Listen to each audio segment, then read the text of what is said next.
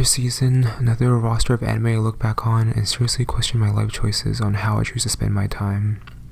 Before we get into the anime series, let me clarify about which shows are eligible for my anime of the season. The show must not be a sequel, must be a TV series to air within the season, not an OVA or ONA, this includes Netflix originals, and has to already be finished airing. With that out of the way, let's start with some shows that I watched that won't be eligible for the anime of the season title, but are still definitely worth mentioning. Just remember, my opinions are just as valuable as yours, so let's try to have some fun, shall we? This season, I have only decided to check out two Netflix originals, Devilman Crybaby and Aiko Incarnation. I was reluctant to even mention Aiko in this video because I quickly dropped it after 2 episodes. What drew me first into the series is the interesting retro-style promotional art and the fact that it was created by Bones, one of my favorite anime studios ever. However, I was quickly disappointed by the blandness of the story's execution. The characters were about as three-dimensional and intriguing as a piece of A4 paper, and the exposition dumps, empty writing, and stale visuals really made me lose interest. Also, they just kept on piling more and more characters that after 2 episodes I would have already foreseen the train wreck the series was about to become. Now, moving on to the series that all 14 of you are probably dying to hear me talk about. So, my actual thoughts on Devilman Crybaby? Well, it was fucking awesome. Yeah, there isn't much to add to the conversation revolving this show since the anime community pretty much has been turning into the series since day one, so no matter what I say about it now, someone on YouTube most likely has already said it. I mean, Jesus Christ, even PewDiePie made a video on it. Like, damn. So, I'll give you some of my brief thoughts. Devilman Crybaby is what I like to call a modern anime classic that will most likely have a very significant influence on the future of anime as a whole. With the insane success of Devilman Crybaby on the platform of Netflix and its burgeoning popularity, this show might single-handedly change the way anime is presented to the general public, all in its extremely obscene, bombastic, balls-to-the-walls glory, and that excites me. Crybaby's overall presentation and delivery of its heavily gothic themes regarding the self-destructive nature of the human race is immensely appealing to me personally, and Masaki Yuasa's signature directing style just adds positively to the show's overall ambition and its no-fucks-given attitude. More importantly, while this show can be extremely profound at times with its violent, dark, and, dare I say, edgy scenes, it never forgets to just be plain fun and one hell of an experience. Whether you love or hate Devilman Crybaby, we can all agree that this series is definitely at least trying some new things, shaping to be one of my favorite animes of all time. Just remember, this show is not for the faint of heart, so proceed with extreme caution. And be wary of the kids, alright? And now we move on to the series that I dropped this season. Now please be aware that just because I dropped a series, that does not mean I automatically think it is objectively bad. It might have just not fit my particular taste or had elements that turned me off or supersede my expectations. Whatever may be the case, I feel the need to at least mention why I dropped these shows. First off, we start the list with Pop Team Epic. Oh boy, the amount of waves this show made in the anime community when it was first released. I mean, who wouldn't jump on the hype train clusterfuck of memes and meta humor that is Papa TPPQ? However, to almost no one's surprise, this series quickly faded into obscurity with its run length, as the initial shock factor and occasional cracks of pop culture quickly lost a spark and devolved into a hit or miss gags. For me, I appreciated Pop Team Epic for its creativity, or whatever you call this, and it might provide me with a couple of laughs in the beginning, but you only watch something ironically for so long. Next up, we have Gakuen Babysitters, or School Babysitters. Now I know some people might be a little bit confused and possibly somewhat offended that I decided to drop this show, especially after only 3 episodes. I mean, who couldn't resist these smo sniveling potatoes? The truth is, I did have quite a bit of fun with the series until the 3rd episode, where the show's problems became much more apparent from my perspective. The show's biggest issue that began to turn me off is this over-reliance on cringe humor that is done not only for the babies but for the adults as well, which just really isn't my thing. I decided to abandon ship as soon as I can to not ruin the initial goodwill this series brought for me. However, if this cute little series sounds attractive to any of you out there, by all means check it out. Moving on to Kokoku, let me just say this right off the bat. This series has an ugly ass art style. Like, I'm sorry to any of you out there that actually enjoys looking at this. That aside, I could certainly tell that this series was trying to be ambitious, but ends up just falling flat with its extremely mediocre execution of both its characters and the plot. First of all, these characters, with the exception of maybe Judy and the old man, who is literally called Ji-san, are incredibly insufferable and shallow at times, even hard to root for. I mean, sure, the premise of the show itself is inherently cool and creative. A dysfunctional family is stuck in a frozen world while escaping from a mafia group with a teleporting floating tree man that snaps people's necks. But when your story lacks basic logic, structure, or any character development in 6 episodes, you can't honestly expect me to be invested just because each episode ends with a cheap cliffhanger. You just remember, an interesting or creative premise cannot save for poor execution. Now let's move on. Citrus, at least, had potential, I guess. I suspected that very early on, most likely after seeing the first episode with its revolting CG students, I should probably lower my expectations for this series. It's just a real shame because I genuinely thought the story here could have at least been enjoyable as a trashy soap opera with a fun cast of characters. Too bad this series just simply lacks respect for both its own characters and the audience's intelligence at times. Gay romances and relationships in anime are often portrayed erroneously, to say the least, and Citrus doesn't do anything to break this cliche of this glorified portrayal of non-consensual acts, borderlining on sexual assault between many of his characters. What makes things even worse is that this show actually tries to legitimize this type of behavior as something acceptable, which makes me a little uneasy regarding the basic moral grounds for this show to begin with.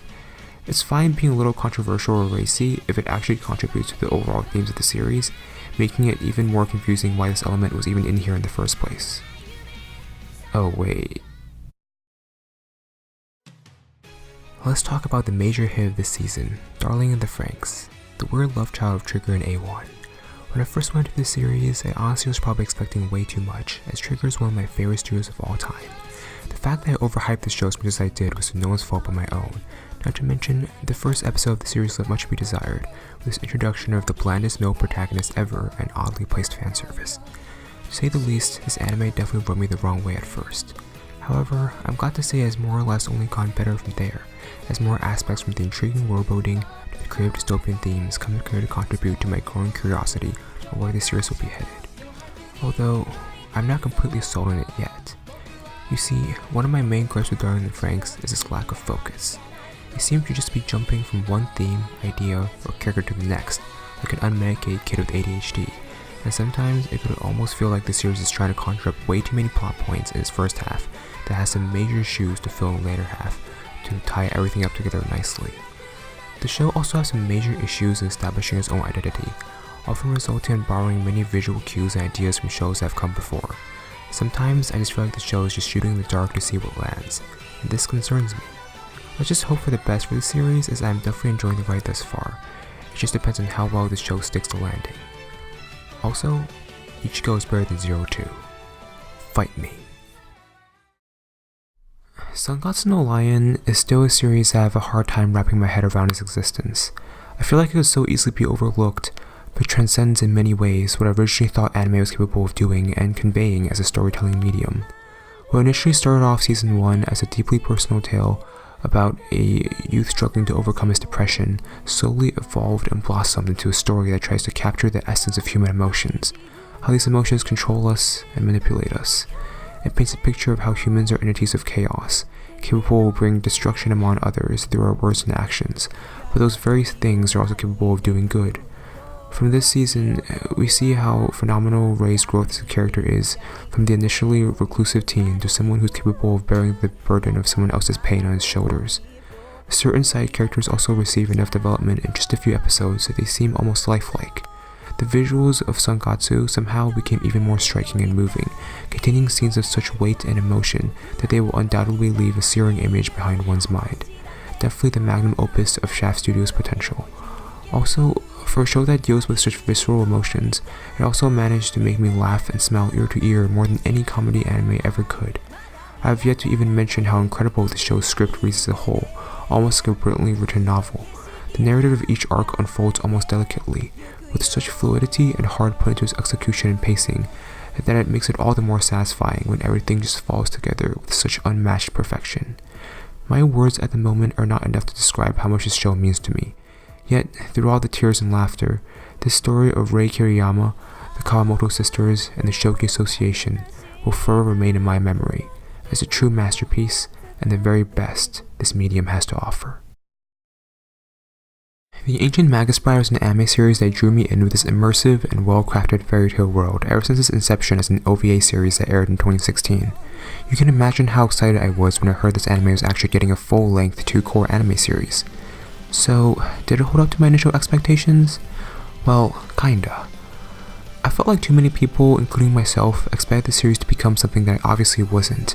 Instead of a grander adventure narrative in a magical world with underlying themes of romance, this series instead chooses to focus a lot more on the growth of Chise, our main character.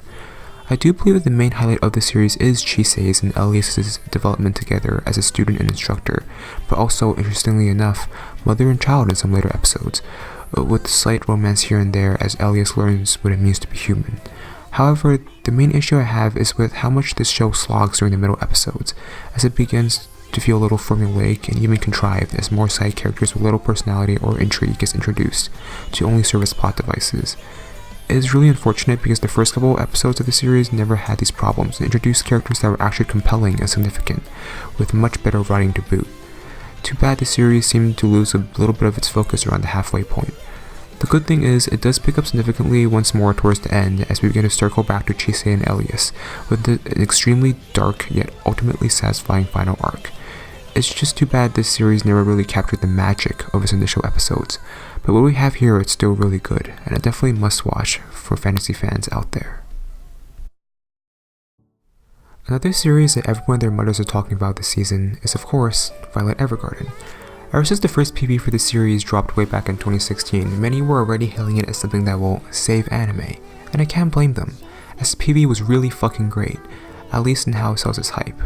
However, the very hype Violet Evergarden built up came back to bite it in the ass when the anime actually aired, and everyone in the community is just like, wait, this show isn't about saber clone riding an axe? Disappointing, boring, and dropped.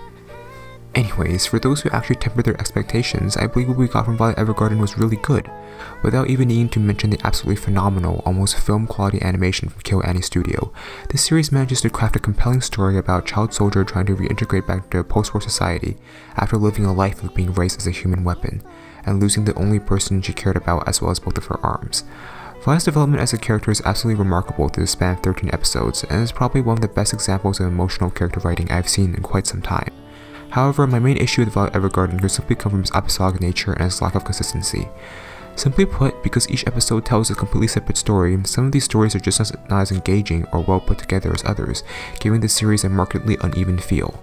I also felt like the series kind of barreled towards its conclusion towards the last couple episodes, but this might just be the fault of the source material than anything else.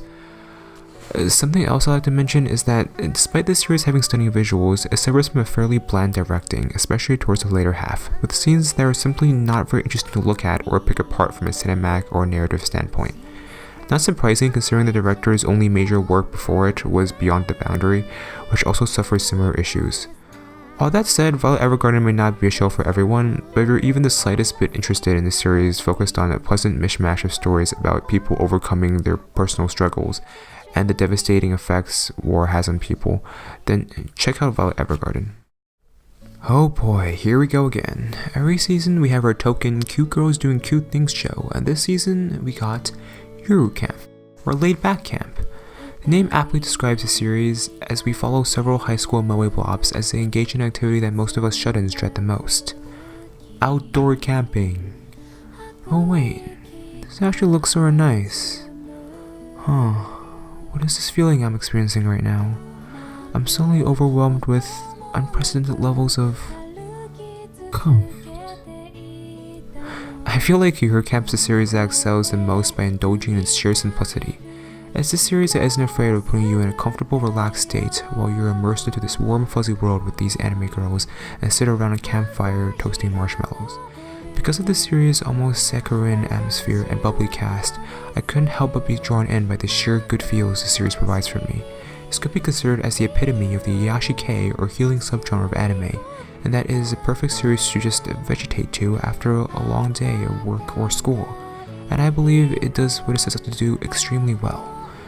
Just don't expect this show to have a ton of depth, or for real life camping to even be remotely like this.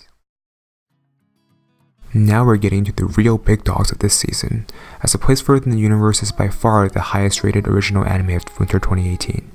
With only, I don't know, literally every other anime YouTuber already hailing this show as their anime of the season, there is not much I have here to add to discussion for this incredible coming-of-age slice-of-life show about high school girls going to Antarctica. I believe it's a series that has definitely pretty much blew everyone's expectations out of the water. Here we not only have a refreshing as hell premise, but also incredible character writing, directing, and legitimately funny humor.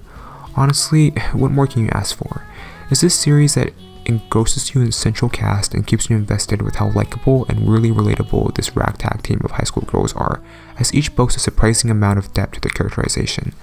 My only real gripes with the series could be brushed off as minor nitpicks, as I personally found the series to drag a little bit before the finale as the central writing took sort of a back burner and we instead focused on character development. I felt like this balance could have been done better. The drama also got a little bit too overblown and melodramatic within the context of this type of story and could have been done with more subtlety. Also, while the comedic elements of the series were quite enjoyable and well executed, sometimes I felt myself wondering if the Antarctica trip was actually going to happen, as, minor spoilers, they take a long ass time to get to Antarctica. If anyone's even remotely interested in a slice of life genre or are looking for a grounded adventure series about self-discovery, you should definitely give A Place Further Than the Universe a try.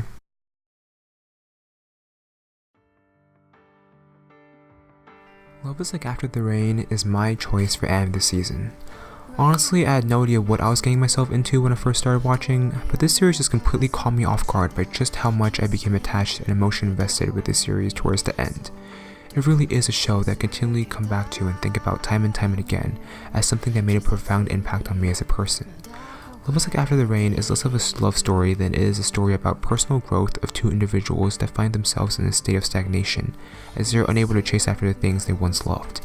It is a story that is poignant, intimate, and at times heartbreaking, with masterful directing that injects an incredible amount of subtlety into each scene. Pairing that with a uniquely beautiful presentation and a sweeping soundtrack just heightens the show to a whole new level of appreciation for me. It's a series that I could only describe as melancholic and moody, yet ultimately extremely uplifting, with a cathartic payoff in the end that perfectly balances ambiguity and the bittersweet. This is a series that made me tear up the most more than any show in the season, mostly because of the fact that I feel connection and sympathy to the high school track star who feels her adolescence was stolen away from her, and a single father who finds himself greatly longing for the youth yet long lost. It's a story that I've never seen told before in anime, and it's the very definition of a stimulating, well-written character study of two individuals helping each other move forward. If you wish to learn more about my thoughts on this series, I'll have to point you to my overall review of this series on my channel. It's a show that I believe is heavily underrated, which also compelled me to make the channel in the first place.